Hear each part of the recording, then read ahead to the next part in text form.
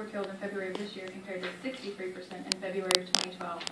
That's nearly a 40% improvement. That improvement would not have been achieved without the volunteers, the sponsors, the rescues, and the Facebook page, and I want to issue a big thanks to everyone who helped make that happen. 82 adoptions turn out as much as $4,100 in adoption fees directly back to the shelter.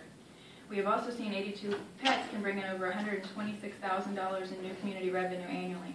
We also have the cost of the avoidance of the estimated $100 per pet to shelter, feed, kill, and dispose. We already know that financially speaking, life-saving is a win. Our recent research has brought to mind an incident from years ago. I was a buyer at a manufacturing facility, and the plant manager called an important meeting to tell us about a new program that the plant would be adopting called World-Class Manufacturing. This program would mean changes and more work for all of us, but it would make our plant a more competitive business. To quote her, world-class manufacturing is coming. It's a train. We're going to get on it or we'll get left behind. So let's consider some recent developments around us. One of our no-kill team members, Michelle, interviewed Major Steve Lamb from the Spartanburg, South Carolina Police Department and Animal Services. Spartanburg is about 200 miles out of Dallas. They decided to be called Animal Services instead of Animal Control because they wanted to provide a service. When a retired school teacher told Major Lamb about TNR, he did some research and constructed a map containing known feral colonies and laid it over a map of 2 years' worth of cat nuisance complaints. He discovered that the complaints were unrelated to maintained feral colonies, and Spartanburg Animal Services officially started a TNR program in December of 2012. They received a PetSmart Charities grant for $38,000 that runs through November, and they believe they'll be able to receive more funding at that time. Spartanburg has 4 volunteers that are experienced with feral cats to assist.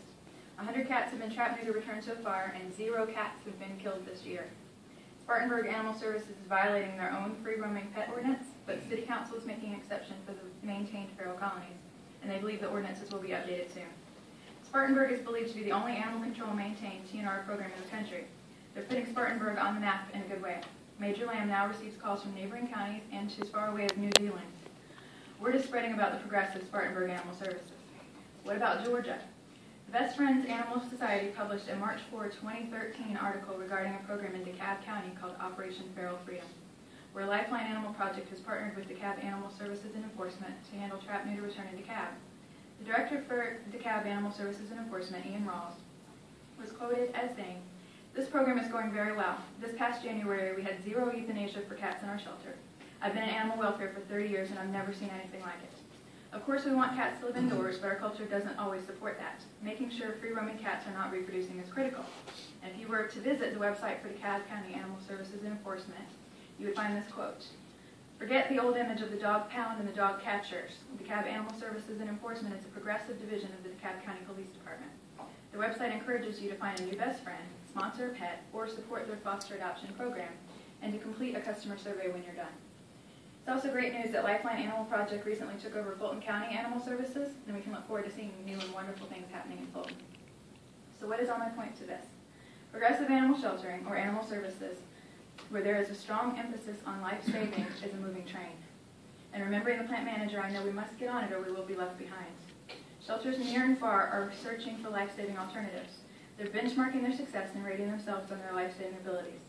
Tonight, due to the time constraints, I have focused on TNR because I think that it is the fastest way to dramatically cut cat deaths in the shelter. There are many things that can be done to increase life-saving with cats and dogs.